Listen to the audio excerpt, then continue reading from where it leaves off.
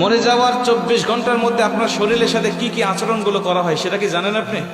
বর্তমান বিজ্ঞান বলছে একটা মানুষকে যখন দাফন করা হয়, এই দাফন করার 24 ঘন্টার মধ্যেই তার শরীরের মধ্যে পোকার উৎপত্তি হয় এবং এই পোকাগুলো নিজেরা তার শরীর খাইতে থাকে এবং অন্যান্য পোকাগুলোকে আমন্ত্রণ করতে থাকে গন্ধের দ্বারা, এবং এতটা শরীর থেকে গন্ধ বের হয় এবং এই পোকাগুলো তার অঙ্গের বিভিন্ন অঙ্গ প্রত্যঙ্গ দিয়ে বের হতে থাকে এবং অন্যান্য পোকাগুলোকে আমন্ত্রণ করতে থাকে।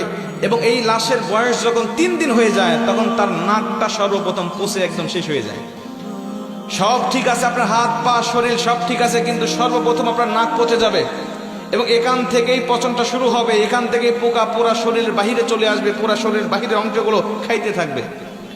আপনার লাশের বয়স যখন 6 দিন হয়ে যাবে তখন আপনার হাতের এবং পায়ের নখগুলো খসে খসে পড়তে থাকবে।